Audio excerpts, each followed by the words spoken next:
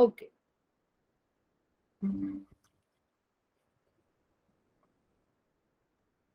अच्छा, इलेक्ट्रोलिसिस मैंने तुम्हें अभी नहीं करवाया, ये एक्चुअली पहले वाले बैच में कराया था ना, उसका लिखा हुआ है, तो तुम्हें जब मैं कराऊंगी तो ये बता दूंगी, ठीक है। एक्चुअली उनको क्या किया था मैंने, पहले इलेक्ट्रोलिसिस कराया था फिर कंडक्टेंस करवाया था, है ना। लेकिन मैं सोचू कि पहले तुम्हें कंडक्टेंस करवा दूं फिर लास्ट में इलेक्ट्रोलिसिस करेंगे, ठीक है। तो बच्चे देखो, यहाँ पे मैंने आपके लिए अच्छा अच्छा लिखा हुआ है, सबको समझ में आ रहा है ना, ये बताओ पहले। यस मैम, आ रहा है ना, ठीक है। तो मैं इसको समझाती हूँ बच्चे, अगर आप लिखना चाहते हैं तो you can definitely do that, otherwise आप सुन भी सकते हो। नोट्स तो मैं आपको दे दूंगी रात को, जैसी क्लास ओवर होगी ना उसके आधे घंटे बाद मैं आपके ग्रुप में सेंड कर दूंगी, ठीक है जी। चलो, अच्छा ग्रुप 29 का भी है क्या यहाँ पे कोई? यहाँ पे कोई ग्रुप 29 का भी है क्या? अच्छा देखो बच्चे, कंडक्टेंस को स्टार्ट करने से पहले ना हम थोड़ा सा कंडक्टेंस देख लेते, कंडक्टर के बारे में देख लेते हैं कि होता क्या है ना।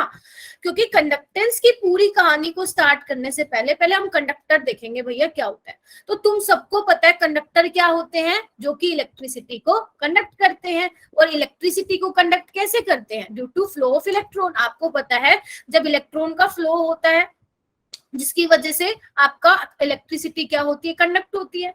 तो बच्चे बेसिकली आप ना दो टाइप के कंडक्टर स्टडी करते हैं, कौन कौन से बच्चे? मेटेलिक कंडक्टर और बोलो बोलो इलेक्ट्रोलिटिक कंडक्टर। सबको मेरी आवाज आ रही है ना? इतना सन्नाटा क्यों है भाई? यस मैम, आ रही है। हाँ, तो कौन से दो टाइप के कंडक्टर है? एक मेटेलिक कंडक्टर और एक इलेक्ट्रोलिटिक कंडक्टर। हाँ, चैट बॉक्स में बताते रह करो ताकि मुझे समझ आ जाए, एक्टिव हो, सोए नहीं हो, ठीक है। तो बच्चे मेटेलिक कंडक्टर, अगर आप मुझसे पूछो कि हमें इस चैप्टर में क्या पढ़ना है, इस मतलब इस टॉपिक में क्या डिस्कस करना है, तो आज हम बेसिकली इलेक्ट्रोलिटिक सॉल्यूशंस के बारे में स्टडी करेंगे। लेकिन ये कई बार क्या होता है एग्जाम में इसके बीच का डिफरेंस पूछ लिया जाता है, ठीक है। तो आपको एक बार रीड कर लेना, ठीक है। तो मेटेलिक कंडक्टर बच्चे वो कंडक्टर होते हैं जिनमें जो करंट फ्लो होता है इलेक्ट्रॉन्स की वजह से, क्योंकि तुम्हें पता है मेटल क्या होता है, उसकी टेंडेंसी होती है इलेक्ट्रॉन को देने की, तो उसकी में क्या होगा, इलेक्ट्रॉन की वजह से करंट फ्लो होगा। जबकि मैं बात करूं इलेक्ट्रोलिटिक कंडक्टर की, तो इलेक्ट्रोलिटिक में क्या होगा, इलेक्ट्रोलाइट होगा, है ना, आयंस होंगे। तो करंट किस वजह से फ्लो करेगा बच्चे? आयंस की वजह से फ्लो करेगा, पहली चीज। दूसरे बच्चे मेटेलिक कंडक्टर में क्या होता है, टेम्परेचर अगर बढ़ता है, इसको मैं बाद में एक्सप्लेन कर दूंगी क्योंकि अभी मैंने रेजिस्टेंस नहीं पढ़ाया। देखो टेम्परेचर जैसे ही आप बढ़ाओगे रेजिस्टेंस भी बढ़ती है और रेजिस्टेंस से कंडक्टेंस भी बढ़ती है। इस पॉइंट को स्टार लगा लो, मैं आपको बाद में समझाऊंगी क्योंकि अभी मैंने कंडक्टेंस के बारे में नहीं बताया ना, ठीक है। और जबकि इलेक्ट्रोलिटिक कंडक्टर क्या होते हैं भैया, टेम्परेचर बढ़ने से रेजिस्टेंस कम होती है और कंडक्टेंस क्या होती है, बढ़ती है ना। तीसरा पॉइंट क्या है बच्चे, जब भी मेटेलिक कंडक्टर में से करंट फ्लो होता है तो सब्सटेंस की डिकम्पोजिशन नहीं होती है। मतलब करंट फ्लो हो रहा है, जैसे मान लो कॉपर की वायर है, करंट फ्लो हो रहा है, तो क्या कॉपर की वायर टूट नहीं जाएगी ना, एज इट इज रहेगी। लेकिन इलेक्ट्रोलिटिक कंडक्टर में क्या होता है बच्चे, जो करंट फ्लो होता है वो आयंस की वजह से फ्लो होता है। मान लो NaCl है तो उसको पहले टूटना पड़ेगा, है ना, सब्सटेंस की डिकम्पोजिशन होगी Na+Cl नेगेटिव में, तभी वो जो है करंट फ्लो करेगा। तो मतलब बच्चे इलेक्ट्रोलिटिक में सब्सटेंस का डिकम्पोजिशन होता है और मेटेलिक में सब्सटेंस का डिकम्पोजिशन नहीं होता है, ठीक है। समझे इस चीज को? बताओ। हाँ जी, चले आगे, बोलो। Yes ma'am. ठीक है, तुम लोग जगे हुए ना बेटा सारे, सो मत जाना बेटा, यस मैम। तो तुम्हारे साथ मैं भी सो जाऊंगी, ठीक है। मैम, हाँ बेटा। मैम एक बार थर्ड पॉइंट अगेन रिपीट कर दीजिए।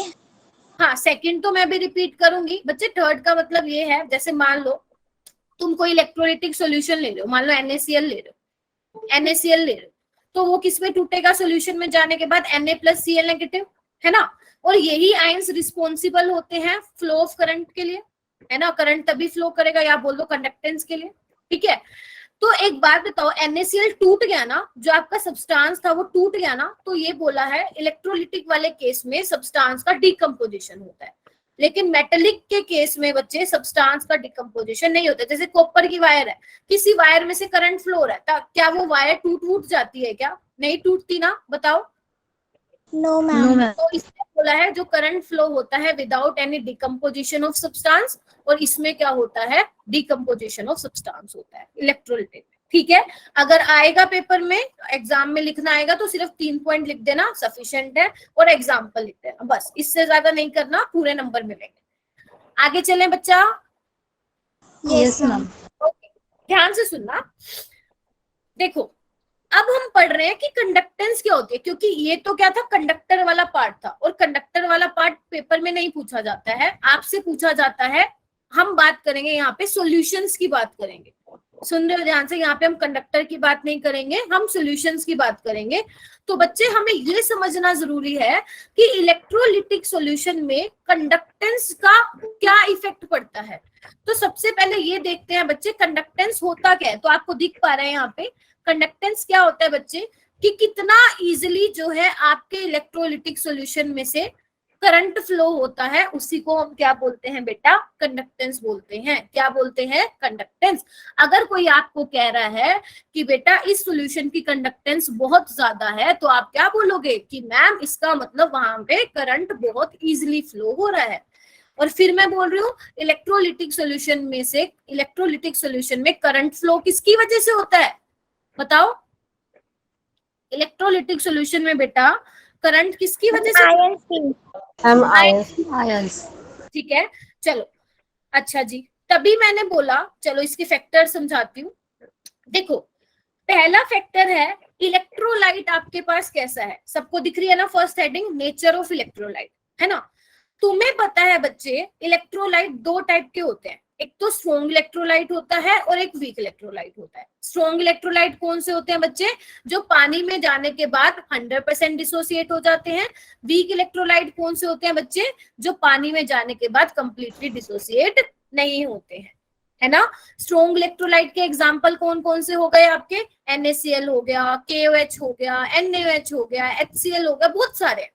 स्ट्रॉन्ग एसिड, स्ट्रॉन्ग बेस, ये सारे किसके एग्जांपल है बेटा, स्ट्रॉन्ग इलेक्ट्रोलाइट के हैं। इवन जो सोल्ट भी होते हैं वो भी स्ट्रॉन्ग इलेक्ट्रोलाइट होते हैं, जैसे NaCl हो गया, KCl हो गया, ये सब, ठीक है।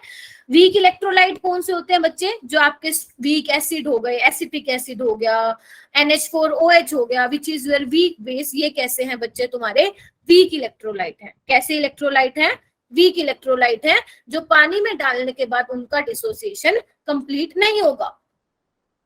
समझ आ गई ये चीज। एक बात देखो बच्चे, अगर मान लो जो आपका इलेक्ट्रोलिटिक है, जो आपका इलेक्ट्रोलाइट है वो स्ट्रॉन्ग वाला है, तो जब स्ट्रॉन्ग इलेक्ट्रोलाइट है बच्चे, तो वो पानी में जाने के बाद, मान लो NaCl है, इधर देखो NaCl है, पानी में जाने के बाद क्या होगा, अगर मान लो आप 100 मॉलिक्यूल ले रहे हो, तो डिसोसिएट होने पे 100 मॉलिक्यूल मिलेंगे भैया Na+ के आयंस मिलेंगे, और 100 आयंस मिलेंगे आपको क्लोरीन के। यानी कि स्ट्रॉन्ग इलेक्ट्रोलाइट क्या हो रहा है, कंप्लीटली डिसोसिएट हो रहा है, नंबर ऑफ आयंस बहुत ज्यादा है ना। तो इसकी वजह से क्या है बच्चे, अगर नंबर ऑफ आयंस ज्यादा है तो मूवमेंट भी होगी, और जब आयंस मूव करेंगे तो करंट भी इजिली फ्लो होगा, और जब करंट इजिली फ्लो होगा तो कंडक्टेंस भी क्या होगी बच्चे, स्ट्रॉन्ग इलेक्ट्रोलाइट के केस में, बताओ, ज्यादा होगी, हाई है ना, कंडक्टेंस ज्यादा होगी। तो ध्यान रखना, conductance is directly proportional to number of ions, जितने नंबर ऑफ आयंस उतनी ज्यादा कंडक्टेंस, ठीक है। अच्छा जी, अब देखो यहाँ पे क्या होगा, वीक इलेक्ट्रोलाइट में क्या है, अगर मान लो आप CH3COH लेते हो, वेरी गुड, क्लियर है, तो CH3COH लेते हो तो क्या होगा, CH3CO नेगेटिव H+, ठीक है। मान लो तुमने 100 मॉलिक्यूल लिए एसिटिक एसिड के, लेकिन भैया तुम्हें सिर्फ 10 मॉलिक्यूल डिसोसिएट हुए, बाकी 90 के 90 अनडिसोसिएट फॉर्म में पड़े हैं, है ना। तो इसका मतलब क्या हुआ कि भैया नंबर ऑफ आयंस तो कम है कंपैरेटिव टू स्ट्रॉन्ग इलेक्ट्रोलाइट। अगर नंबर ऑफ आयंस कम है तो कम आयंस ही मूवमेंट करेंगे, कम आयंस ही मूव करेंगे, और अगर कम आयंस ही मूव करेंगे तो कंडक्टेंस भी क्या हो जाएगी, कंडक्टेंस क्या हो जाएगी, कम हो जाएगी। समझे, समझे कि नहीं समझे, बताओ। तो वीक जिंक इलेक्ट्रोलाइट के केस में बच्चे क्या होता है, कंडक्टेंस कम होती है। ओके, एक सेकेंड। उसके बाद है, तो ये आप बेसिकली कंडक्टेंस मेजर कैसे करते हैं बच्चे, ये देखो मैं जो बार बार बोल रही हूँ कंडक्टेंस कंडक्टेंस, तो होता क्या है बच्चे, आप ना कंडक्टिविटी सेल लेते हैं, कंडक्टिविटी सेल होती है, उसमें क्या होती है, इलेक्ट्रोड्स डली होती है। अगर किसी को कंडक्टिविटी सेल का आपको सेटअप देखना है तो गूगल पे चेक कर सकते हो, वहां पे अच्छा सा दिखाई देगा। इसमें क्या होती है, इलेक्ट्रोड्स होती हैं और ये कनेक्टिंग वायर होती है, ठीक है। तो यहाँ पे क्या होता है, अंदर होता है सोल्यूशन, अंदर होता है सोल्यूशन। तो जब आयंस मिलते हैं ना, तो वो एक दूसरे को अपोजिटली इलेक्ट्रोड की तरफ मूव करते हैं, पॉजिटिव वाले कैथोड पे जाते हैं, नेगेटिव वाले एनोड पे जाते हैं। तो इस वजह से क्या होता है, करंट फ्लो होता है, और आप कंडक्टिविटी सेल की से कंडक्टेंस को मेजर कर सकते हैं। तो ध्यान रखना, जैसे हम क्या बोलते हैं, ईएमएफ निकालने के लिए डैनियल सेल को यूज करते थे ना, ऐसी कंडक्टेंस को निकालने के लिए हम कंडक्टिविटी सेल का यूज करते हैं। ठीक है बेटा, जिसमें इलेक्ट्रोलिटिक सॉल्यूशन भरा होता है, उस सेल में इलेक्ट्रोड्स होती हैं, कनेक्टिंग मतलब वायर से कनेक्ट होता है इस तरह से, ठीक है, जिसमें आप क्या कर सकते हो, जो इलेक्ट्रोलिटिक सॉल्यूशन आपने डाल रखा है उसकी आप कंडक्टेंस मेजर कर सकते हैं। ठीक है जी, ओके मैम। चलो Yes, चलो ma'am. आगे चलते हैं। उसके बाद बच्चे जो सेकंड फैक्टर है वो है साइज ऑफ आयन। तो आयंस के साइज पे कैसे आपकी कंडक्टेंस का इफेक्ट पड़ेगा, तो देखो बच्चे, अगर मैं यहाँ पे लिख दूं lithium plus, Na plus, potassium plus, ठीक है, सपोज मैंने ये 3 आयन ले लिए, लिथियम प्लस, Na प्लस और सोडियम प्लस। अब तुम मुझे ये बताओ, इन तीनों में से सबसे ज्यादा साइज किसका छोटा है, लिथियम का है, सोडियम का है, पोटेशियम का है? Ma'am lithium.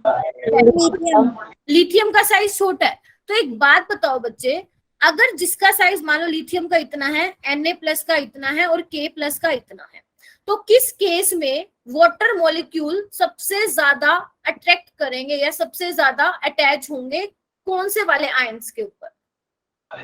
Ma'am lithium ion. Very good. जो जितना छोटा होगा भैया उसके चारों तरफ उतना स्पेस है, मतलब वाटर मॉलिक्यूल ज्यादा घेरेंगे, Na प्लस में उससे कम घेरेंगे, K प्लस में उससे कम घेरेंगे, यानी कि लिथियम वाला मोर हाइड्रेटेड होगा, हाँ या ना? Yes ma'am. तो एक बात बताओ, अगर लिथियम आयन को पानी के मॉलिक्यूल्स ने घेर रखा है, मतलब वो छुप गया अंदर, सारे तो पानी के मॉलिक्यूल्स ने घेर लिया, तो जब वो आयंस की मूवमेंट होगी वो क्या हो जाएगी, स्लो हो जाएगी। पहले जितनी जल्दी वो मूव कर पा रहा था, अब पानी के चारों मॉलिक्यूल ने पानी वाटर के मॉलिक्यूल्स ने उनको सराउंड घेर लिया है, तो अब भैया वो मूव नहीं कर पाएगा, उसकी मोबिलिटी, उसकी स्पीड कम हो जाएगी। और भैया जब स्पीड ही कम होगी तो आयंस मूव कैसे करेंगे, तो उसकी कंडक्टेंस भी क्या हो जाएगी, कम हो जाएगी। तो अगर मान लो मुझे ऑर्डर लगाना हो पोटेशियम, सोडियम और लिथियम के बीच में, तो सबसे ज्यादा कंडक्टेंस किसकी होगी, पोटेशियम की, फिर सोडियम की और फिर लिथियम की। ठीक है, लेकिन अगर मैं बात करूं बच्चे H प्लस का क्या हाल है, H प्लस का क्या हाल है, तो आप मुझे ये बोलोगे कि मैम H प्लस तो बहुत छोटा है, तो उसकी तरफ तो बहुत ज्यादा वाटर मॉलिक्यूल उसको सराउंड करेंगे, तो उसकी कंडक्टेंस तो सबसे कम होनी चाहिए।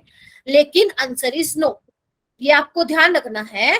H प्लस जो है, H प्लस की कंडक्टेंस जो है इस पे डिपेंड नहीं करती है कि उसकी हाइड्रेशन पावर कितनी है। H प्लस की कंडक्टेंस डिपेंड करती है, एक एक्सपेरिमेंट होता है बच्चे, ग्रोथस एक्सपेरिमेंट, जो आपको नहीं पढ़ना है, जिसको आप प्रोटॉन जंप एक्सपेरिमेंट भी बोलते हो, प्रोटॉन जंप एक्सपेरिमेंट। इस एक्सपेरिमेंट के थ्रू ये देखा गया कि भैया जो H प्लस है उसकी क्या होती है, कंडक्टेंस सबसे ज्यादा होती है, although it has small size but conductance of H plus is greater than the K plus, Na plus, lithium plus. कोई भी आप आयन ले लो, इवन आप सीजियम भी ले लो, कोई भी ले लो, H प्लस तो सबसे ज्यादा होगा इसकी कंडक्टेंस। ठीक है, समझे इस चीज को? तो जो आपने पोटेशियम बच्चे, सोडियम और लिथियम का ऑर्डर लगाया है वो किस बेसिस पे लगाया है, उनकी हाइड्रेशन पावर की बेसिस पे। और जो H प्लस का आपने ऑर्डर लगाया है, जो H प्लस की कंडक्टेंस है, वो हम एक एक्सपेरिमेंट देखते हैं, जिस एक्सपेरिमेंट में हमें ये बताया जाता है कि H प्लस का साइज ना बहुत ज्यादा छोटा है, बहुत ज्यादा, तो वो इतनी फास्टली मूव करता है ना, जिसकी वजह से उसकी कंडक्टेंस क्या होती है, बाकी सबके कंपैरिजन में ज्यादा होती है। क्लियर हो गया इतना? बताओ। Yes ma'am. Yes, ma'am. 26 students है। Yes, ma'am. आज बच्चे कम है ना, 30 के आसपास होते हैं ना स्टूडेंट्स। ओके तो तुम बच्चे लीव मत करना, 26 स्टूडेंट्स लीव मत करना, सारा समझना है ना, क्योंकि इंपॉर्टेंट है आज की क्लास। ओके जो नेक्स्ट पॉइंट है बेटा वो है nature of solvent. Next point क्या है? Nature of solvent. ठीक है, अब यहाँ पे सॉल्वेंट क्या है? सपोज पानी है, सपोज पानी है, मान लो तुमने NaCl को पानी में डिसोल्व कर रखा है, ठीक है। तो सॉल्वेंट का क्या इफेक्ट पड़ता है बच्चे कंडक्टेंस पे? तो ध्यान से सुनना, जितना ज्यादा आपका सॉल्वेंट पोलर होगा उतनी ज्यादा आयनाइजेशन होगी और उतनी ज्यादा कंडक्टेंस होगी। जैसे अगर आपको मैं बताऊं सबसे बढ़िया सॉल्वेंट है पानी, पता है ना, यूनिवर्सल सॉल्वेंट है, पता है ना सबको? Yes, ma'am. Yes ma'am. ठीक है, यूनिवर्सल सॉल्वेंट है। तो जो बच्चे यूनिवर्सल सॉल्वेंट उसको क्यों बोला गया? क्योंकि उसका जो डाइलेक्ट्रिक कांस्टेंट होता है ना बच्चे, वो 80 होता है। कितना होता है? 80 होता है।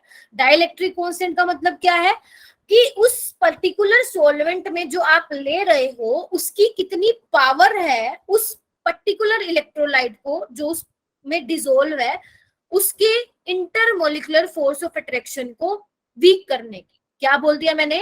डाइलेक्ट्रिक कांस्टेंट किसी भी सॉल्वेंट का ये बताता है कि उस सॉल्वेंट में कितनी ताकत है, कितनी ताकत है इलेक्ट्रोलाइट को आयनाइज करने की। तो जितना अच्छा सॉल्वेंट, जितना अच्छा डाइलेक्ट्रिक कांस्टेंट, उतना ज्यादा आयनाइजेशन होगा, और भैया जितने ज्यादा आयंस बनेंगे कंडक्टेंस भी क्या होगी बेटा? बताओ। ज्यादा होगी। ज्यादा होगी। कौन कौन से फैक्टर बता दिए मैंने? एक तो मैंने नेचर ऑफ इलेक्ट्रोलाइट। हाँ बोलो बेटा, सना, सनाया। मैम एक बार नेचर ऑफ सॉल्वेंट वाला टॉपिक रिपीट कर दीजिए। ठीक है, आगे बताती हूँ। अभी मैंने क्या डिस्कस कर लिया? नेचर ऑफ इलेक्ट्रोलाइट कर लिया, size of ions, nature of solvent. देखो मान लो सनाया आपने ना NaCl को पानी में डिसोल्व कर रखा है, ठीक है, या कोई और इलेक्ट्रोलाइट ले रखा है। तो सोलवेंट का ना नेचर भी डिपेंड करता है कि आपने सोलवेंट कौन सा ले रखा है।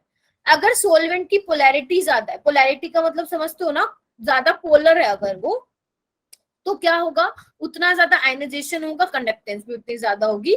या आप ऐसे भी समझ सकते हो, इसके पीछे का असली कंसेप्ट ये है कि पानी का डाइलेक्ट्रिक कांस्टेंट होता है 80। तो डाइलेक्ट्रिक कांस्टेंट किसी भी सॉल्वेंट का क्या शो करता है कि उस पर्टिकुलर सॉल्वेंट में कितनी ताकत है, कितनी ताकत है उस इलेक्ट्रोलाइट को आयनाइज करने की, आयनाइज करने की। वो क्या होते हैं? आपका डाइलेक्ट्रिक कांस्टेंट होता है। तो बच्चे जितना अच्छा सॉल्वेंट होगा उतनी ज्यादा आयनाइजेशन होगी, उतने ज्यादा आयंस बनेंगे इलेक्ट्रोलाइट के, और कंडक्टेंस भी सुनाया क्या होगा उसका? ज्यादा होगा। क्लियर है अब? Yes ma'am. चलो उसके बाद है बच्चे, ये मैंने एक से, उसके बाद है कंसंट्रेशन ऑफ सॉल्यूशन। देखो बच्चे कंसंट्रेशन का मतलब क्या है? कंसंट्रेशन का मतलब क्या है बच्चे? उसमें इलेक्ट्रोलाइट की अमाउंट ज्यादा है, हाँ या ना? Yes, ma'am. यही है ना अमाउंट ऑफ इलेक्ट्रोलाइट। एक सेकेंड रुक जाओ। अमाउंट ऑफ इलेक्ट्रोलाइट भैया ज्यादा है ना? मतलब जो आपने पानी में मिलाया है, सपोज पानी अगर आपका सोलवेंट, तो उसमें इलेक्ट्रोलाइट की कंसंट्रेशन ज्यादा है, तो मतलब वो अमाउंट ज्यादा है, तो बोलते हो आप कंसंट्रेटेड सोल्यूशन है। तो एक बात देखो बच्चे, अगर आपका इलेक्ट्रोलाइट की कंसंट्रेशन ज्यादा है तो इट मींस क्या होगा? कंसंट्रेशन ज्यादा होने का मतलब क्या? इलेक्ट्रोलाइट ज्यादा है। तो जो इलेक्ट्रोलाइट है, मान लो NaCl है, तो ऐसे रहेंगे, पास पास रहेंगे, देख पा रहे हो आप? पास पास रहेंगे, हाँ या ना? Yes, ma'am. तो इससे क्या होगा? जब पास पास रहेंगे तो दोनों में कैसी इंटरेक्शन होगी बच्चे? Intermolecular force of attraction. आपको पता है पॉजिटिव नेगेटिव को अट्रैक्ट करता है, नेगेटिव पॉजिटिव को अट्रैक्ट करता है। तो बच्चे जब ये दोनों एक दूसरे को अट्रैक्ट करेंगे, खींचेंगे, तो इनकी स्पीड रिटार्ड हो जाएगी, मतलब इनकी मोबिलिटी कम हो जाएगी। मोबिलिटी का मतलब समझते हो? स्पीड। मोबिलिटी का मतलब क्या होती है बच्चे? स्पीड। ठीक है, तो इनकी मोबिलिटी क्या हो जाएगी, कम हो जाएगी, तो कंडक्टेंस भी कम हो जाएगी। तो ध्यान रखना, अगर आपका सॉल्यूशन कंसंट्रेटेड है तो कंडक्टेंस क्या हो जाएगी बेटा, देखो इधर क्या हो जाएगी, कम हो जाएगी, क्या हो जाएगी, डिक्रीज हो जाएगी। देख पा रहे हो सारे? Yes ma'am. Yes ma'am. अगर मान लो आपने उसमें पानी डालना शुरू कर दिया, अगर आपने जो आपने सॉल्यूशन था कंसंट्रेटेड, आपने पानी मिलाना शुरू कर दिया, तो मतलब बेसिकली आप क्या कर रहे हो, उसमें उसको डाइल्यूट कर रहे हो, हाँ या ना, उसको डाइल्यूट कर रहे हो, हाँ या ना, बताओ। यस मैंने बताया था ना सॉल्यूशन चैप्टर में डाइल्यूशन और कंसंट्रेशन का कंसेप्ट। तो डाइल्यूशन का मतलब आप उसमें पानी ऐड कर रहे हो। अब पानी ऐड कर रहे हो, इट मींस आप ज्यादा पानी ऐड कर रहे हो, और पानी कैसा है, एक बहुत अच्छा सोलवेंट है। तो वो क्या करेगा बच्चे, पानी किस चीज में हेल्प करेगा, इन दोनों को आयनाइज करने में हेल्प करेगा। देखो जैसे जैसे आप पानी डालते जाओगे डाइल्यूशन बढ़ता जाएगा। अब ये आयंस क्या करेंगे, एक दूसरे को खींचेंगे नहीं, दूर दूर भागेंगे, क्योंकि अब डाइल्यूशन बढ़ गया। अब ये पास पास नहीं रहेंगे, दूर दूर रहेंगे, क्योंकि पानी ने क्या किया, इनकी फोर्स ऑफ अट्रैक्शन को वीक कर दिया। अब Na+ अलग घूमेगा, Cl- अलग घूमेगा, तो मतलब दोनों की मोबिलिटी अब क्या हो जाएगी, इस केस में मोबिलिटी ज्यादा हो जाएगी, स्पीड ज्यादा हो जाएगी। और अगर आयंस की स्पीड ज्यादा हो गई तो बच्चे कंडक्टेंस भी क्या हो जाएगा, ज्यादा हो जाएगा। समझे इस चीज को? बोलो, कोई डाउट है तो पूछो बेटा। डाइल्यूशन करने पे कंडक्टेंस बढ़ेगी, कंसंट्रेटेड सॉल्यूशन के लिए कंडक्टेंस क्या होगी, कम होगी। समझे? Yes ma'am. चलो, मुझे ना जब मैं बोलती हूँ ना समझे, फटाफट ना चैट बॉक्स में एक थम्स अप दे दिया करो भाई, ठीक है? मैम मोनिका ये दोबारा भी रिपीट करूंगी, तुम टेंशन ना लो बेटा, अभी पूरे कंडक्टेंस में यही चलने वाला है, समझ में आ जाएगा, ठीक है? अगर फिर भी समझ में नहीं आएगा तो फिर मैं बता दूंगी, क्योंकि आज का टॉपिक ही यही है, कंडक्टेंस ही देखते रहेंगे। उसके बाद है बच्चे टेम्परेचर का क्या इफेक्ट पड़ेगा। देखो टेम्परेचर बढ़ने से क्या होता है बच्चे, टेम्परेचर बढ़ने से क्या होता है, फोर्स ऑफ अट्रैक्शन जो आयंस के बीच में वो वीक हो जाएगी, हाँ या ना? टेम्परेचर बढ़ने से भैया काइनेटिक एनर्जी बढ़ जाती है ना, तो जो फोर्स ऑफ अट्रैक्शन था भैया वीक हो जाएगा। जो पहले एक दूसरे को खींच रहे थे, टेम्परेचर बढ़ाने से वो वीक हो जाएगा। और अगर टेम्परेचर बढ़ाने से वो वीक हो गया तो कंडक्टेंस भी क्या हो जाएगी तुम्हारी, इंक्रीज हो जाएगी। क्लियर है ये वाला पॉइंट? सिंपल है। Yes ma'am.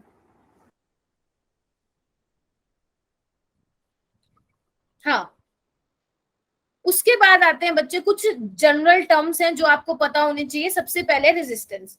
रेजिस्टेंस क्या होती है, रुकावट। रेजिस्टेंस क्या होती है बेटा, रुकावट। मतलब अगर मान लो आपका करंट बहुत मजे से फ्लो कर रहा है, लेकिन बीच में रुकावट आ गई, ठीक है? अगर बीच में रुकावट आ गई, उसी को क्या बोलते हैं, रेजिस्टेंस। मान लो आप कहीं पे जा रहे हो, और मान लो आपकी आंखों पे पट्टी लगी हुई है, आपको दिखाई नहीं दे रहा कुछ, आपकी आंखों पे पट्टी लगी हुई है, आप चल रहे हो, बीच में एक खंबा आ गया, चलते चलते आपकी स्पीड क्या हो जाएगी, रुक जाएगी, हाँ या ना? बताओ, खंबे से टकरा जाओगे, तो वही क्या होती है, रेजिस्टेंस होती है, ठीक है? रेजिस्टेंस इज व्हाट, अगर कोई मजे से आपका आयंस मूव कर रहा है और बीच में कुछ ऑब्स्टेकल आ जाता है, बीच में कुछ ऑब्स्ट्रक्शन आ जाता है, जिसकी वजह से, जिसको हम क्या बोलते हैं, रेजिस्टेंस बोलते हैं, ठीक है? और अगर फ्लो ऑफ करंट रुक जाए, जितना पहले आसानी से जा रहा था फ्लो ऑफ करंट, आसानी से भैया करंट फ्लो हो रहा था, रेजिस्टेंस की वजह से क्या हो जाएगा, गड़बड़ा जाएगी सिस्टम, तो मतलब कंडक्टेंस भी क्या हो जाएगी, फिर उस केस में कम हो जाएगी, क्योंकि कंडक्टेंस क्या था, इजिली फ्लो हो रहा था, जबकि रेजिस्टेंस क्या है, बीच में रुकावट आ रही है, ठीक है? तो कंडक्टेंस देखेंगे। तो बच्चे रेजिस्टेंस क्या है, आपके डायरेक्टली प्रोपोर्शनल होता है L/A के। अगर मैं मान लो ये सॉल्यूशन लेती हूँ, सपोज मैं यहाँ पे एक बार दोबारा बनाती हूँ,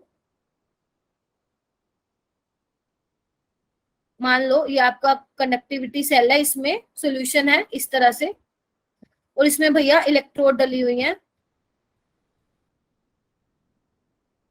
ठीक है? अच्छा, तो देखो क्या होता है बच्चे, जो इलेक्ट्रोड के बीच का लेंथ है उसको L से डिनोट करते हैं, और जो इलेक्ट्रोड का एरिया है उसको हम A से डिनोट करते हैं सॉल्यूशन के केस में। तो ये देखा गया बच्चे, रेजिस्टेंस जो होता है डायरेक्टली प्रोपोर्शन होता है लेंथ के, और इनवर्सली प्रोपोर्शन होता है एरिया के। जैसे ऐसे समझो, मान लो एक खुली सी रोड है, मान लो एक खुली सी रोड है, तो वहां पे आप अपना साइकिल आराम से चला सकते हो। लेकिन मान लो किसी आप पतली गली में घुस गए, तो वहां पे क्या होगा, वहां से दिक्कत होगी, हाँ या ना? मतलब रेजिस्टेंस Yes, बढ़ गया ma'am. उस केस में। अगर मान लो बहुत ज्यादा, मान लो एक जगह जाने के दो रास्ते, एक तो शॉर्टकट है, एक तो शॉर्टकट है, और एक ज्यादा टाइम लगेगा, मतलब लॉन्ग कट है, ठीक है, ऐसे समझो। तो एक बात बताओ, शॉर्टकट है, वहां से आसानी से चले जाओगे, लेकिन जो वाला रास्ता बहुत ज्यादा लंबा है, वहां पे आपको टाइम लगेगा। समझ रहे हो आप? ऐसी ही है रेजिस्टेंस भैया, जहाँ पे फ्लो ऑफ करंट बहुत मुश्किल से फ्लो होता है, और कंडक्टेंस का होता है भैया जहां से इजिली करंट फ्लो होता है। तो ध्यान रखना, जितनी ज्यादा लेंथ होगी उतना ज्यादा रेजिस्टेंस होगा, और जितना ज्यादा एरिया होगा उतनी उतनी कम रेजिस्टेंस होगी, ऐसे समझो। अच्छा, इस डायरेक्टली प्रोपोर्शनल, जो ये डायरेक्टली प्रोपोर्शनल है बच्चे, आपको पता है जब इसको हटाते हो तो क्या आता है, प्रोपोर्शनलिटी कांस्टेंट आता है, हाँ या ना? Yes, Yes, ma'am. ma'am. Okay. तो प्रोपोर्शनलिटी कांस्टेंट क्या है, यहाँ पे रो है। अब रो क्या है यहाँ पे, रेजिस्टिविटी, या आप बोल सकते हो स्पेसिफिक रेजिस्टेंस, रेजिस्टिविटी या स्पेसिफिक रेजिस्टेंस, ठीक है। Which depend upon nature of the material. हाँ बेटा, क्या वो, हाँ नेचर ऑफ मटेरियल पे डिपेंड करता है। अच्छा, अगर मैं आपको बोलूं रेजिस्टिविटी को डिफाइन करो, तो कैसे करोगे? अगर मान लो, एक बार आपको अलग से सिखाती हूँ। अगर मान लो, मैं आपको सिंपल सा समझा रही हूँ ताकि आपको समझ आए। ये एक बीकर है भैया, सोल्यूशन है, ठीक है। आप इसमें अपने आप एज्यूम कर लेना भैया कंडक्टिविटी सेल है, जो कि जिसके थ्रू हम कंडक्टेंस मेजर कर रहे हैं। मान लो इसमें आप एक ना छोटा सा हिस्सा ले लेते हो, छोटा सा हिस्सा, पूरे सॉल्यूशन में एक छोटा सा हिस्सा ले लेते हो, तो आप रेजिस्टिविटी क्या होगी बच्चे, रेजिस्टिविटी क्या होगी, इस पूरे सॉल्यूशन में से जो ये छोटा सा हिस्सा लिया है, और जो इसमें आयंस है, उनकी उन आयंस की वजह से कितनी रेजिस्टेंस होगी, वही आपकी क्या होगी, रेजिस्टिविटी होगी। क्या बोल दिया मैंने, कि पूरे सॉल्यूशन में से इस छोटे से हिस्से में जितने आयंस है, और उनकी वजह से कितनी रेजिस्टेंस हुई मिली हमें, वही क्या है, रेजिस्टिविटी है, ठीक है। जैसे आप वॉल्यूम ले रहे हो ना, बेसिकली क्यूब ले रहे हो, क्योंकि बच्चे आप सॉल्यूशन की बात कर लो, तो सॉल्यूशन में ना आप लेंथ ब्रेड्थ की बात नहीं करोगे, सॉल्यूशन में आप वॉल्यूम की बात करोगे। और आपको पता है एरिया किस में मेजर करते हो, सेंटीमीटर स्क्वायर में, और लेंथ 1 सेंटीमीटर में। तो वॉल्यूम क्या हो गया, 1 सेंटीमीटर क्यूब हो गया। तो इस पर्टिकुलर 1 सेंटीमीटर क्यूब में कितने नंबर ऑफ आयंस हैं, उनकी वजह से कितनी रेजिस्टेंस है, वो क्या होती है, रेजिस्टिविटी। और आपकी बुक्स में क्या लिखा हुआ है बच्चे, रेजिस्टिविटी क्या होती है, रेजिस्टेंस ही होती है जब आपका लेंथ 1 सेंटीमीटर हो और एरिया क्या हो, 1 सेंटीमीटर स्क्वायर हो, ठीक है। इनडायरेक्टली वो ये बोलना चाह रहे हैं कि जब वॉल्यूम 1 सेंटीमीटर क्यूब हो। समझ गए बेटा? बोलो, क्या बोल दिया मैंने, Yes, समझ ma'am. गए? अच्छा, अगर मान लो आपको रेजिस्टिविटी की यूनिट पता करनी है, तो बच्चे क्या करोगे, रेजिस्टिविटी को आप कैसे लिख सकते हो, RA/L, हाँ या ना? RA/L, रेजिस्टेंस की यूनिट कैसी होगी, R × A/L। रेजिस्टेंस किसमें होता है, ओम में होता है। एरिया किसमें होता है बेटा, सेंटीमीटर स्क्वायर में होता है। और L किसमें होगा, लेंथ, सेंटीमीटर में। तो क्या यूनिट आ जाएगी इसकी, ओम सेंटीमीटर, हाँ या ना?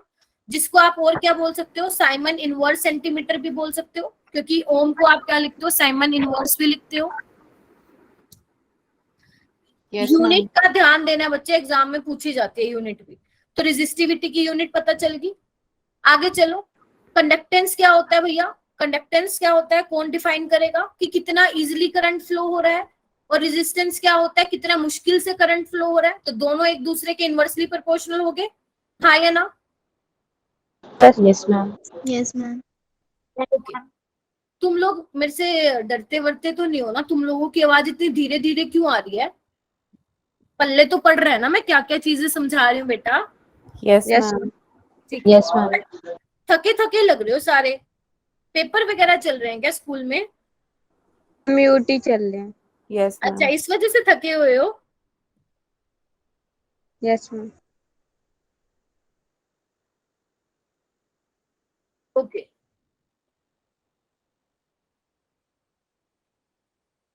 इसको देखो बच्चे, क्या है ये देखो कंडक्टेंस क्या होता है, कितना इजिली करंट फ्लो करता है, रेजिस्टेंस क्या होता है, कितनी मुश्किल से करंट फ्लो कर रहा है, राइट। तो अगर मुझे इसकी यूनिट लिखनी हो कंडक्टेंस की, कंडक्टेंस को बच्चे बुक्स में जी से डिनोट कर रखे हैं, तो जी क्या होगा 1/r, और यूनिट क्या होगी जी की, यूनिट क्या होगी ओम इनवर्स, ओम इनवर्स, जिसको आप साइमन भी बोल सकते हो और जिसको आप मोह भी बोल सकते हो, MHO, ठीक है। अच्छा एक बात बताओ, रेजिस्टेंस क्या था, रो L/A था, जी को मैं कैसे लिख सकती हूँ, देखो इधर, अगर मैं इसको इस इक्वेशन में पुट कर दूं आर की वैल्यू तो क्या होगा, ये हो जाएगा, हाँ या ना, तो ये वाला फॉर्मूला ध्यान रखना, ठीक है। उसके बाद है कंडक्टिविटी क्या होता है, मोस्ट इंपोर्टेंट, कंडक्टिविटी क्या होता है। देखो कंडक्टिविटी भी कंडक्टेंस ही होता है, जैसे रेजिस्टिविटी रेजिस्टेंस होता है, वैसे कंडक्टिविटी भी क्या होती है, कंडक्टेंस होती है।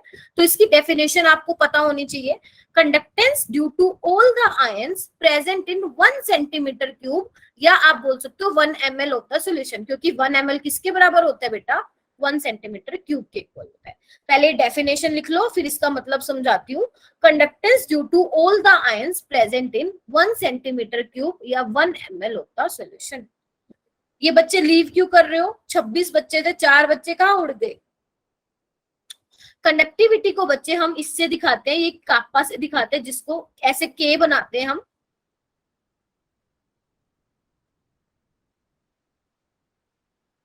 ठीक है, कापा, क्या है कापा, ठीक है। अब कंडक्टिविटी की बच्चे डेफिनेशन देख लेते हैं हम एक बार, देखो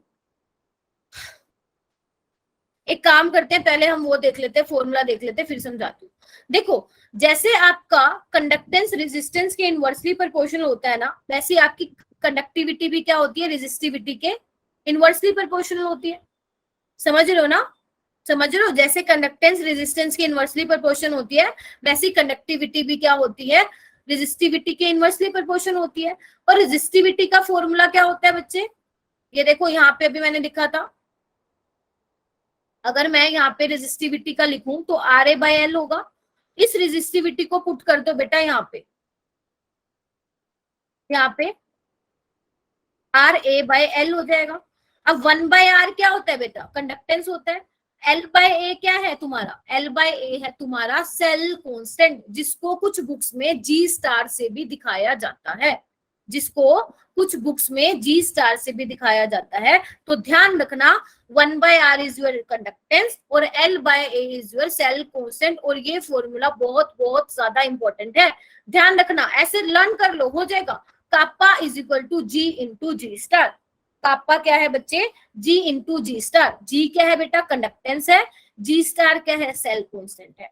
सेल कांस्टेंट की यूनिट क्या होती है, L किस में होता है, सेंटीमीटर में, और एरिया किस में होता है, सेंटीमीटर स्क्वायर में। तो L/A की यूनिट क्या होगी, सेंटीमीटर इनवर्स हो गई।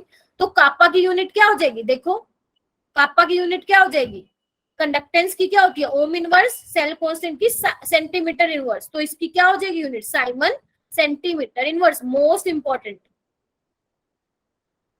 इंपॉर्टेंट, ठीक है।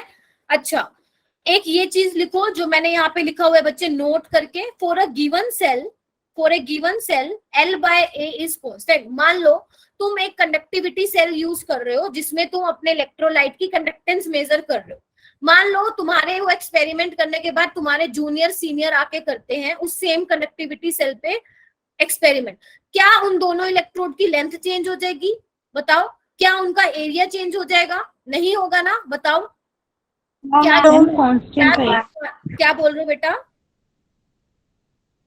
जब तुम्हारे जूनियर वो एक्सपेरिमेंट करने आ रहे हैं सीनियर, तो क्या उनकी लेंथ चेंज हो जाएगी इलेक्ट्रोड की, नहीं होगी। क्या इलेक्ट्रोड का एरिया चेंज हो जाएगा, नहीं हो जाएगा। तो ध्यान रखना एक पर्टिकुलर जो भी तुम सेल ले रहे हो, चाहे उसमें तुम सोल्यूशन कोई सी भी कंसंट्रेशन का डाल रहे हो, लेकिन एक गिवन सेल के लिए उसका लेंथ और एरिया जो रहता है वो कांस्टेंट रहता है, वो चेंज नहीं होता है, चाहे आप उसमें NaCl डाल रहे हो चाहे KCl डाल रहे हो, ठीक है जी, बोलो। उसके बाद बच्चे हम बात करते हैं,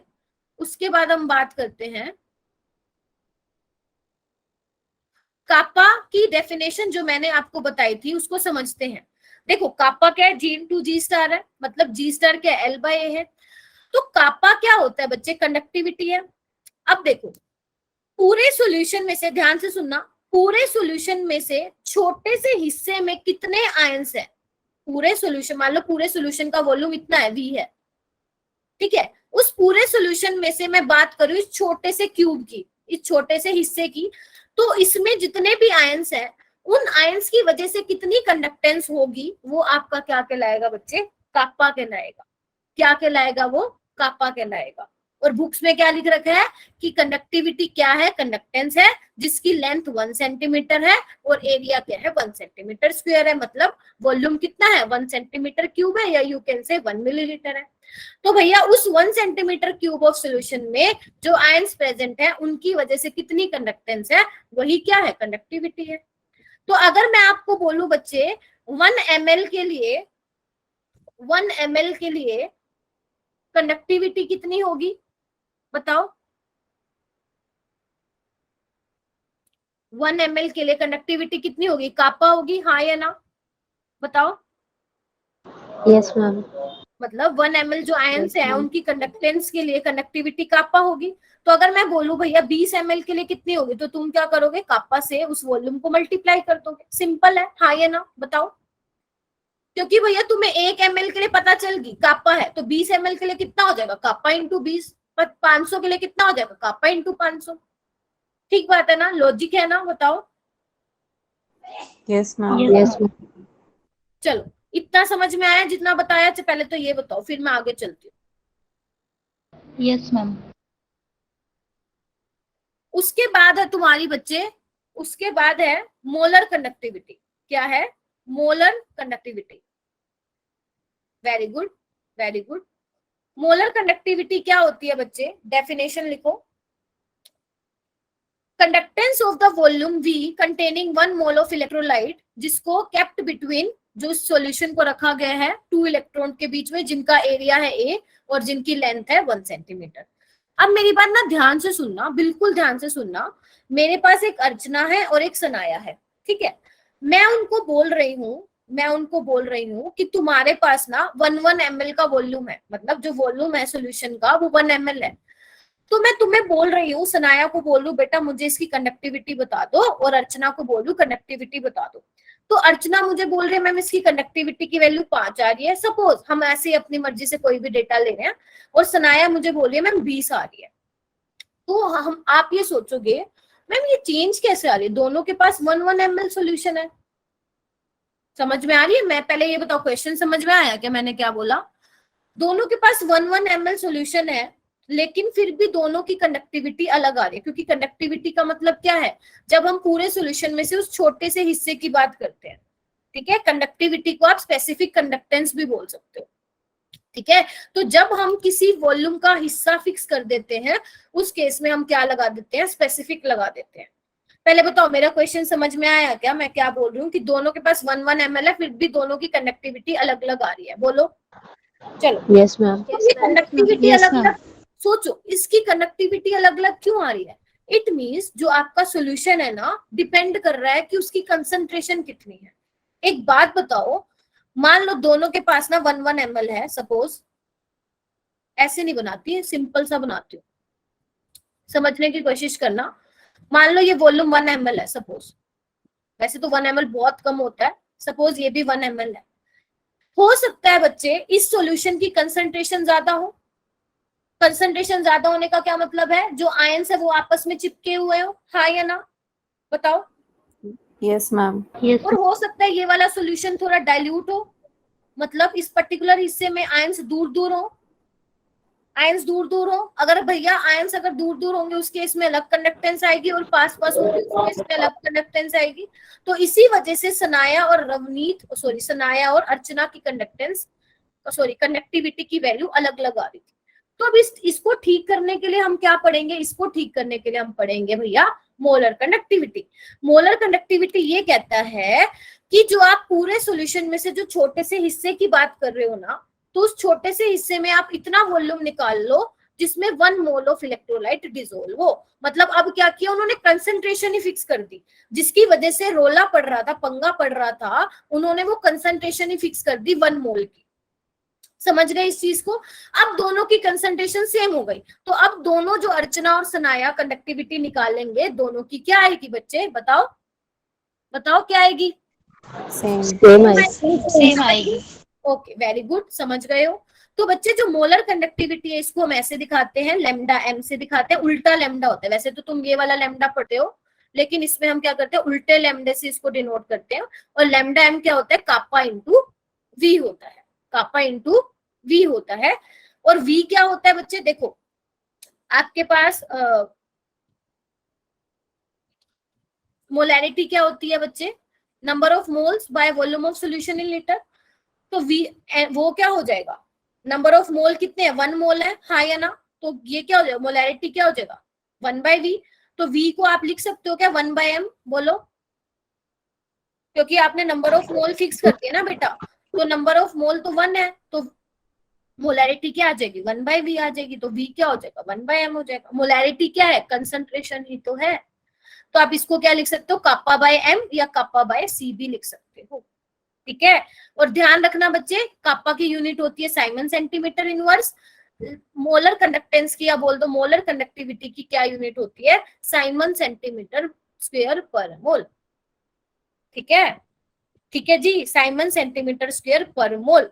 और ध्यान रखना, अगर क्वेश्चन आता है एग्जाम में, तो आप क्या करोगे? जो मोलैरिटी की यूनिट होती है ना, वो आप मोल पर लीटर लिखते हो, है ना? तो मोल जो आपको लीटर है उसको आपको बच्चे सेंटीमीटर में कन्वर्ट करना पड़ेगा, तभी मोलर कंडक्टेंस की यूनिट आएगी साइमन सेंटीमीटर स्क्वायर पर मोल। समझे इस चीज को? तो 1 लीटर में ध्यान रखना, 1 लीटर में कितने लीटर, सॉरी 1 लीटर में कितने सेंटीमीटर क्यूब होते हैं बेटा?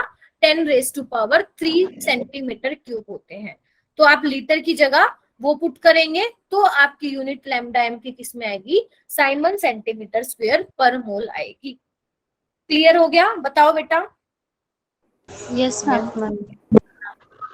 उसके बाद है तुम्हारा, उसके बाद है इक्विवेलेंट कंडक्टिविटी। जैसे मोलर कंडक्टिविटी थी, इक्विवेलेंट कंडक्टिविटी भी वही होगी। तो बच्चे इक्विवेलेंट कंडक्टिविटी क्या होती है इस केस में? कापा बाय नॉर्मेलिटी। उसमें क्या होता था? कापा बाय मोलैरिटी। इसमें क्या आएगी? नॉर्मेलिटी। क्यों नॉर्मेलिटी आई बेटा? क्योंकि नॉर्मेलिटी की यूनिट क्या होती है? इक्विवेलेंट पर लीटर। क्या होती है? इक्विवेलेंट पर लीटर, ठीक है। और आपको क्या बतानी है? इक्विवेलेंट कंडक्टिविटी बतानी है। तो ठीक है, इसमें भी आप क्या करेंगे? लीटर को सेंटीमीटर क्यूब में चेंज करेंगे, तो आपकी लैम्डा इक्विवेलेंट की यूनिट क्या आ जाएगी? साइमन सेंटीमीटर स्क्वायर पर इक्विवेलेंट। समझ गए? बताओ, समझ में आ गया मोलर कंडक्टिविटी और इक्विवेलेंट कंडक्टिविटी? Yes ma'am. ठीक है। उसके बाद है बेटा, ये इंपॉर्टेंट है बहुत, रिलेशनशिप। हाँ बोलो। देखो ये वाला रिलेशनशिप ना बहुत इंपॉर्टेंट है, इक्विवेलेंट कंडक्टिविटी और मोलर कंडक्टिविटी का।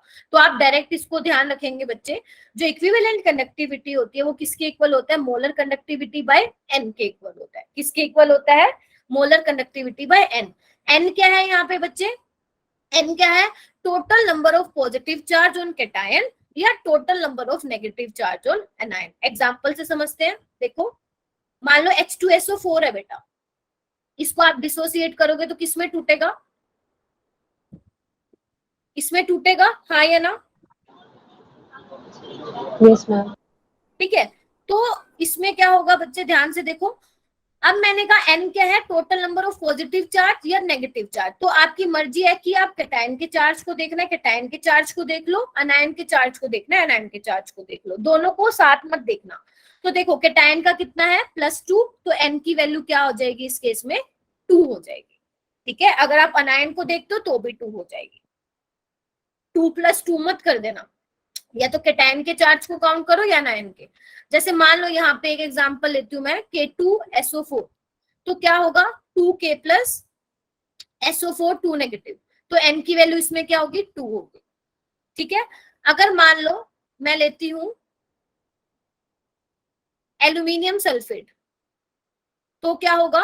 देखो 2Al 3 + 3SO4 2 नेगेटिव। डिसोसिएट करने आता है ना, हमने सॉल्यूशन में देखा था, Yes, ma'am. ठीक है। तो क्या होगा? बताओ, तुम बताओ कितना एन, एन की वैल्यू कितनी होगी इस केस में, एल्यूमिनियम सल्फेट के केस में? मैम 6। Very good. चार्ज देख लो, एक पे 3 प्लस का है, दो पे कितने का होगा, 6 का होगा, तो एन की वैल्यू क्या हो जाएगी, 6 हो जाएगी। क्लियर है सबको? Yes, ma'am. Yes, ma'am. Yes ma'am. Okay, इसके बाद हम क्या करेंगे बच्चे, एक काम करते हैं, एग्जाम्पल करते हैं पहले। देखो बच्चे, ये एग्जाम्पल है तुम्हारे आगे। कंडक्टिविटी आपको दे रखी है बच्चे, कंडक्टिविटी दे रखी है, एक सेकेंड, कंडक्टिविटी दे रखी है बेटू केसीएल के लिए इतनी, ठीक है, यानी कि कापा की वैल्यू दे रखी है। अगर आपको मान लो, ये तो इन्होंने बिल्कुल सीधा सीधा लिख दिया कि कापा ये है, लेकिन अगर मान लो तुम्हें सीधा ये लिख देते कि कंडक्टेंस की वैल्यू इतनी है, तो ये मत सोचना कि कंडक्टेंस यहाँ पे जी की वैल्यू दे रखी है, कई बार कंफ्यूज कर देता है एग्जामिनर। तो ध्यान रखना बच्चे, अगर आपकी यूनिट साइमन सेंटीमीटर इनवर्स है तो समझ जाना वो किसकी वैल्यू है, कापा की वैल्यू है। किसकी वैल्यू है, कापा की वैल्यू है, ठीक है। रेजिस्टेंस कितनी दे रखी है बच्चे, 100 ओम। कितनी दे रखी है, 100 ओम। आपको क्या निकालना है, एल बाय ए निकालना है, निकाल लोगे? क्या फॉर्मूला लगाओगे बेटा? L by A is A equals equals to R K. to kappa G is star. Equal to G into G star. G क्या है, कंडक्टेंस तो नहीं दे रखी लेकिन रेजिस्टेंस दे रखी है। एल बाय ए यानी कि जी स्टार आपको निकालना है, तो जी स्टार कैसे निकलेगा, कापा इंटू आर। बोलो हाँ या ना, बोलो हाँ या ना। Yes, ma'am. ठीक है, Yes, ma'am. तो कापा की वैल्यू कितनी है बच्चे, 0.001765 यूनिट साथ लेके चलना। आर कितना है, 100 ओम, यानी कि 100 साइमन इनवर्स, तो साइमन से साइमन इनवर्स कैंसिल, तो आंसर कितना आ जाएगा बताओ मुझे, आंसर कितना आ जाएगा, 765 0.1765, यही आएगा क्या, या मैंने कुछ गलत किया है बेटा? हाँ, 0.17 समथिंग आ जाएगा। बोलो सही किया है क्या? Yes, ma'am. अरे बाकी काम बोलो ना, तुम लोग लीव क्यों कर देते हो, अभी तो 9 भी नहीं बजे, अभी तो मैं 9:15 तक क्लास लूंगी तुम्हारी। इस बैच में ऐसे ही होता है क्या, बीच बीच में बच्चे भाग जाते हैं क्या, है रवनीत?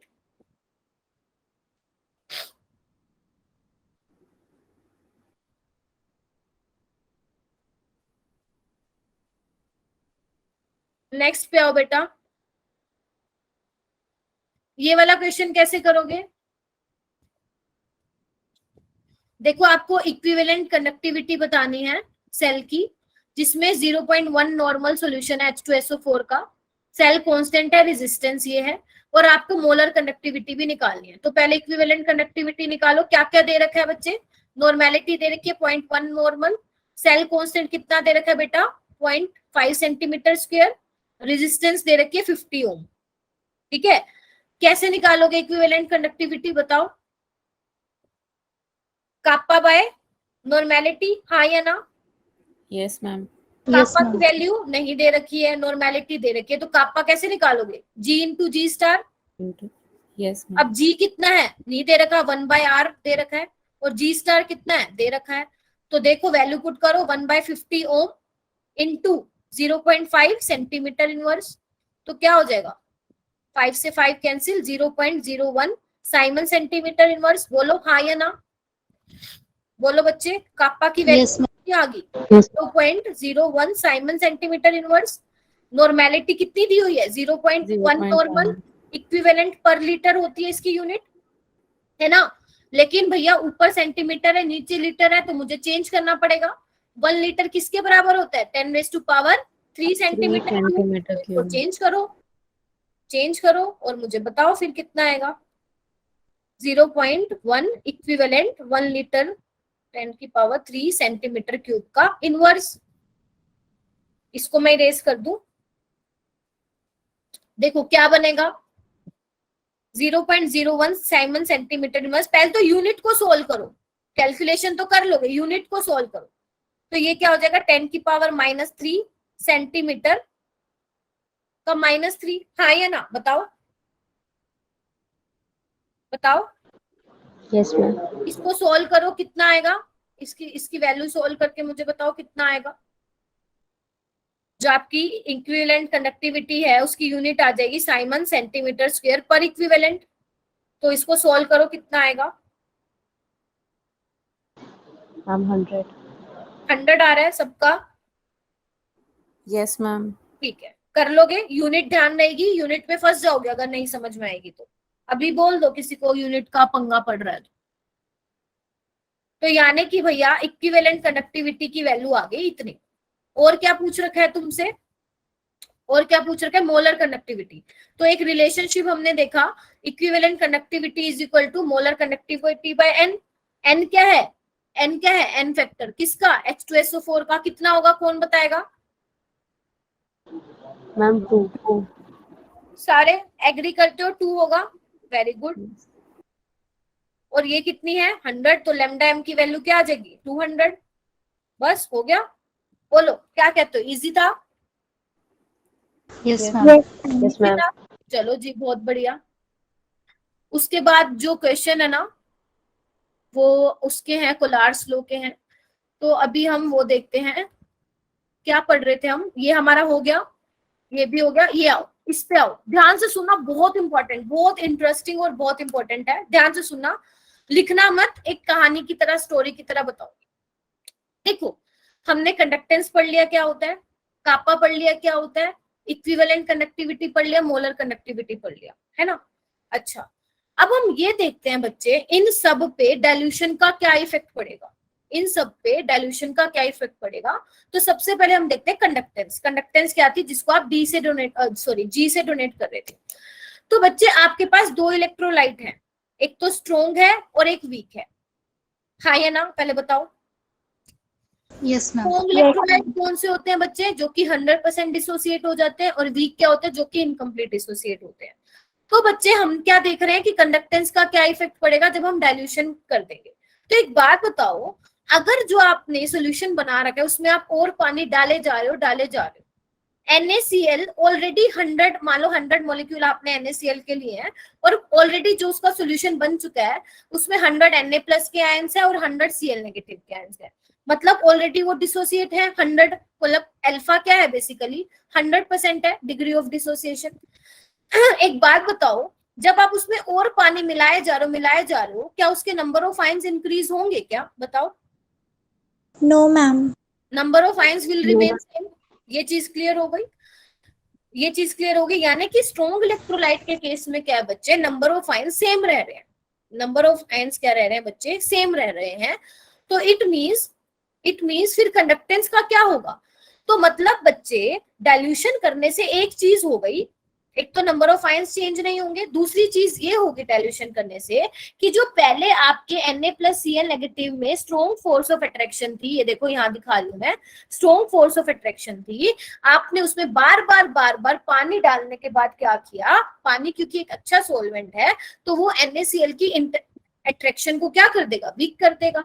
और अगर अट्रैक्शन को वीक कर देगा तो Na+ भैया अलग भागेगा, Cl नेगेटिव अलग भागेगा। अब दोनों आयंस की मोबिलिटी अलग अलग है, मतलब अलग अलग, मतलब कहने का मतलब है दोनों आयंस की स्पीड क्या होगी? ज्यादा हो गई। अब भैया आयंस अगर तेजी से भागेंगे तो भैया करंट फ्लो आसानी से करेगा, और अगर करंट आसानी से फ्लो करेगा तो क्या होगा? कंडक्टेंस भी क्या होगी बेटा? ज्यादा होगी। समझ गए इस चीज को? बोलो। Yes, ma'am. Yes ma'am. ठीक है, यानी कि डाइल्यूशन करने पे number of ions will remain same, लेकिन डाइल्यूशन करने से सिर्फ एक चीज क्या हो रही है कि जो फोर्स ऑफ अट्रैक्शन है between two oppositely charge ion वो वीक हो रही है, तो उसकी वजह से कंडक्टेंस बढ़ रही है। लेकिन अगर मैं आपको बोलूं वीक इलेक्ट्रोलाइट के केस में क्या होगा, तो एक बात देखो, अगर मैं सबसे अच्छा एग्जाम्पल लूं वीक इलेक्ट्रोलाइट का, एसिटिक एसिड, तो मान लो 100 मॉलिक्यूल तुमने लिए सपोज, उसमें से 10 ही पानी में जाने के बाद डिसोसिएट हो गए, है ना, तो बाकी 90 के 90 क्या रहेंगे? अनडिसोसिएटेड फॉर्म में रहेंगे। अब क्या कर रहे हो आप? ऊपर से पानी मिलाए जा रहे हो। तुम्हें पता है पानी एक ऐसा सोलवेंट है, मैंने तुम्हें अभी क्या बताया था, जितनी ज्यादा पोलैरिटी होगी सोलवेंट का उतना ज्यादा आयनाइजेशन होगा। स्ट्रॉन्ग में तो ऑलरेडी 100% था, है ना, लेकिन इसमें तो कम है। तो मतलब इसमें डाइल्यूशन करने पे दो चीजें होंगी, नंबर ऑफ आयंस भी बढ़ेंगे और जो फोर्स ऑफ अट्रैक्शन है वो भी क्या होगी बच्चे, वीक होगी। पहले बताओ समझ में आया नहीं हुआ, आया बताओ। मैम हाँ बेटा। मैम ये नंबर ऑफ आयंस कैसे बढ़ेंगे? देखो मैंने अभी आपको सोलवेंट में क्या बताया था, जितना ज्यादा सोलवेंट अच्छा होगा सनाया, पोलैरिटी जितनी ज्यादा होगी सोलवेंट की, आयनाइजेशन उतना होगा। तो एक बात देखो, पहले कहते CH3CO नेगेटिव दोनों पास में जुड़े जुड़े हुए थे, ठीक है, इसलिए बहुत कम डिसोसिएट हो पा रहे थे, है ना, ठीक है, क्योंकि वीक इलेक्ट्रोलाइट है। लेकिन जैसे आपने डाइल्यूशन कर दिया, मतलब पानी डाल दिया उसके अंदर, तो पानी में इतनी ताकत है भैया कि जो आयंस वो चिपके हुए थे ना उनको भी वो तोड़ रहा है, ठीक है। एक तो आयनाइजेशन बढ़ा रहा है, नंबर ऑफ आयंस इंक्रीज कर रहा है, साथ ही साथ उन आयंस के बीच की अट्रैक्शन को भी वो क्या कर रहा है बच्चे, वीक कर रहा है। नंबर ऑफ आयंस तो इसमें भी बढ़ते, नंबर ऑफ आयंस तो डाइल्यूशन करने पे इसमें भी इंक्रीज होते, लेकिन इसमें ऑलरेडी 100% डिसोसिएट हो गया, तो नंबर ऑफ आयंस सेम ही रहेंगे, और ज्यादा 100% से तो भैया और क्या डिसोसिएट हो। क्लियर है सनाया, बोलो। Yes ma'am. ठीक है, तो यानी कि वीक इलेक्ट्रोलाइट के केस में कंडक्टेंस आपकी किस वजह से बढ़ेगी, एक तो नंबर ऑफ आयंस बढ़ रहे हैं, दूसरा अट्रैक्शन जो हो रही है अट्रैक्शन जो हो रही है बिटवीन टू अपोजिटली आयन के बीच में वो वीक हो रही है। तो मतलब अगर मैं तुमसे पूछूं बेटा, स्ट्रॉन्ग इलेक्ट्रोलाइट के केस में ज्यादा कंडक्टेंस होगी या वीक इलेक्ट्रोलाइट के केस में, बताओ। Strong electrolyte. Strong electrolyte. Strong electrolyte में कैसे होगी बच्चे, उसमें तो सिर्फ एक फैक्टर डोमिनेंट है, एक फैक्टर रोल प्ले कर रहा है, इसमें तो दो दो फैक्टर है। वीक इलेक्ट्रोलाइट में भैया एडवांटेज है ना, नंबर ऑफ आयंस भी बढ़ रहे हैं, फोर्स ऑफ अट्रैक्शन भी वीक हो रही है, तो बताओ कंडक्टेंस का रैपिड इंक्रीज किस में आएगा, वीक इलेक्ट्रोलाइट में। इलेक्ट्रोलाइट में आएगा ना भैया। स्ट्रॉन्ग तो अपना बहुत मजे से है, उसकी कंडक्टेंस तो है ही आता, उसका तो सिर्फ डाइल्यूशन करने पे उसकी जो अट्रैक्शन है, फोर्स ऑफ अट्रैक्शन, वो वीक हो रही है, ठीक है। लेकिन वीक इलेक्ट्रोलाइट की तो कंडक्टेंस ऑलरेडी इतनी कम थी, तो डाइल्यूशन करने पे भैया एकदम से उसको दिखा इलेक्ट्रोलाइट को, भैया नंबर ऑफ आयंस भी मेरे बढ़ रहे हैं, फोर्स ऑफ अट्रैक्शन भी बढ़ रही है, सॉरी फोर्स ऑफ अट्रैक्शन भी वीक हो रही है, तो एकदम से रैपिड इंक्रीज आएगा वीक इलेक्ट्रोलाइट के केस में। जबकि स्ट्रॉन्ग के केस में धीरे धीरे धीरे धीरे कंडक्टेंस क्या होगी, बढ़ेगी, धीरे धीरे कंडक्टेंस क्या होगी, बढ़ेगी। समझे इस चीज को, बोलो हाँ या ना। Yes ma'am. अच्छा, उसके बाद है बच्चे कंडक्टिविटी का क्या होगा, कापा का क्या होगा, ध्यान से सुनना। कोई मुझे कंडक्टिविटी की डेफिनेशन बताएगा क्या,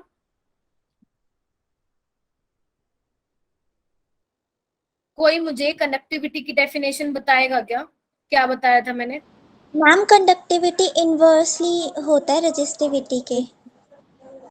डेफिनेशन बेटा तुम लोग नहीं पढ़ रहे हो क्या, मैंने क्या बोला था, कंडक्टिविटी क्या होती है बच्चे, कंडक्टिविटी पूरे सॉल्यूशन में से भैया इस छोटे से हिस्से में जितने आयंस प्रेजेंट है उनकी वजह से जो भी कंडक्टेंस होगी वो क्या होगी, अब तो बोल दो, कंडक्टिविटी होगी। तो एक बात बताओ, डाइल्यूशन करने पे कंडक्टिविटी का क्या होगा। देखो जब तक आप डाइल्यूशन नहीं कर रहे थे, मैं सिर्फ इस छोटे से हिस्से में बात कर रही हूँ, ध्यान रखना, मैं पूरे सॉल्यूशन की बात नहीं कर रही, मैं इस पूरे से सॉल्यूशन में एक छोटे से हिस्से की बात कर रही हूँ। तो मान लो डाइल्यूशन करने से पहले, मतलब जब आपने सिर्फ सॉल्यूशन बना रखा था तो 100 आयंस थे, लेकिन डाइल्यूशन करने पे क्या होगा, नंबर ऑफ आयंस दूर दूर भागेंगे। तो मान लो पहले 100 थे, लेकिन इस पर्टिकुलर हिस्से में डाइल्यूशन करने पे मान लो 100 की जगह 10 आयन रह जाएंगे, या 90 रह जाएंगे, 50 रह जाएंगे। Number of ions basically per unit volume क्या हो जाएंगे, कम हो जाएंगे। और अगर नंबर ऑफ आयंस भैया पर यूनिट वॉल्यूम कम हो जाएंगे तो कंडक्टिविटी भी क्या हो जाएगी, डिक्रीज हो जाएगी। ये तुम्हारे बोर्ड में आता है 2 नंबर का क्वेश्चन, समझे इस चीज को, दोबारा समझाऊं, बताओ। मैम दोबारा समझा दो एक बार। देखो कंडक्टिविटी, पहले तो ये सोचना, कंडक्टिविटी में पूरे सॉल्यूशन की बात नहीं करी, इस पर्टिकुलर डिब्बे की बात करी हूं जिसका वॉल्यूम है 1 सेंटीमीटर क्यूब, है ना। तो एक बात बताओ, मान लो जब तक आपने पहले सॉल्यूशन ही बना रखा था तब तक उसमें 100 आयन थे, तब तक उसमें 100 आयन थे, लेकिन जैसे आपने डाइल्यूशन में क्या होता है बेटा, नंबर ऑफ आयंस क्या होते हैं, बहुत दूर दूर भागते हैं, हाँ या ना।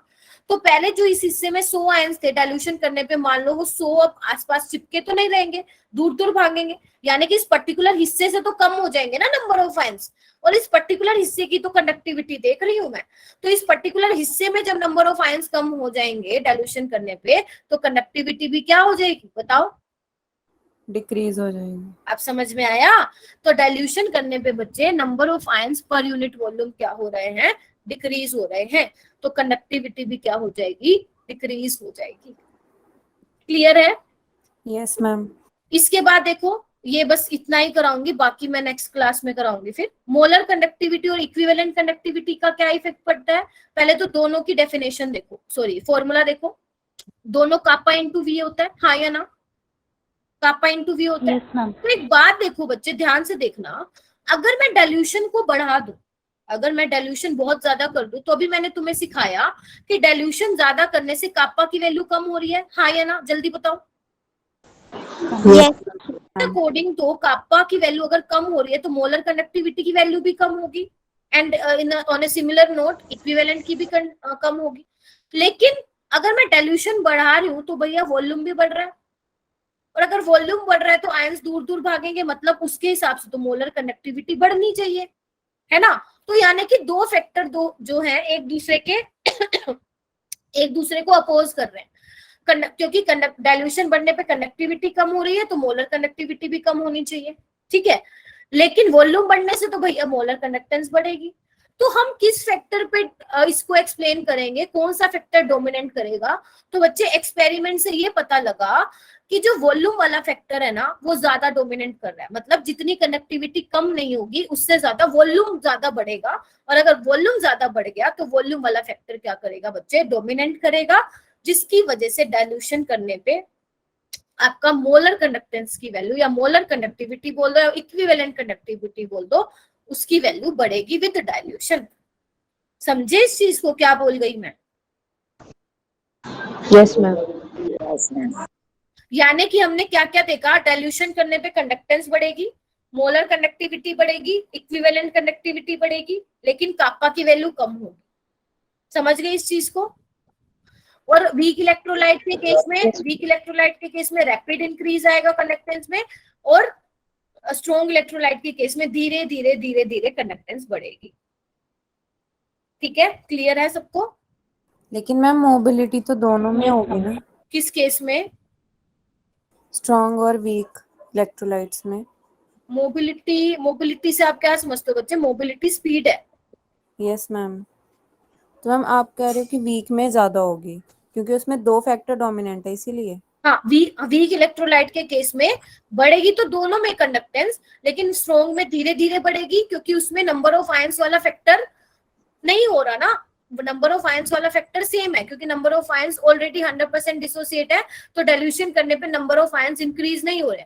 लेकिन भैया वीक इलेक्ट्रोलाइट तो पहले ही इतना खराब था, तो जब डाइल्यूशन किया ना तो वो मजे में हो गया, कि वो कहता है कि मेरे नंबर ऑफ आयंस भी बढ़ रहे हैं, साथ ही साथ मेरे जो फोर्स ऑफ अट्रैक्शन है आयंस के बीच में वो भी वीक हो रही है। तो इस केस में दोनों फैक्टर डोमिनेट करें, जिसकी वजह से एकदम से, क्योंकि कंडक्टेंस बहुत कम थी, समझ रहे हो, कंडक्टेंस वीक इलेक्ट्रोलाइट की स्टार्टिंग में बहुत कम थी, तो ये सब होने के बाद डाइल्यूशन करने के बाद एकदम से कंडक्टेंस में रैपिड इंक्रीज आएगा।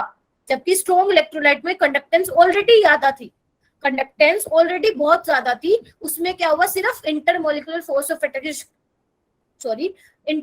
फोर्स ऑफ अट्रैक्शन कम होने की वजह से थोड़ी सी और कंडक्टेंस बढ़ गई। तो कंडक्टेंस का जो इंक्रीज होता है in case of strong electrolyte, वो धीरे धीरे धीरे धीरे स्लोली इंक्रीज होता है। क्लियर है, बताओ। Yes ma'am. Okay, yes ma'am. तो इसके नोट्स बच्चे मैं दे दूंगी आपको, और जो इसके क्वेश्चन है वो मैं एक क्लास और लूंगी ना तब आपको दूंगी, कोलार्स लो के साथ। अपनी एक क्लास कब है, अब कब है ट्यूसडे को है ना, ट्यूसडे को नहीं है, वेडनेसडे को आई थिंक, है ना। यस मैम, वेडनेसडे को। तुम लोग क्वेश्चन करते भी हो या सोल्व नहीं करते हो, नहीं करते ना।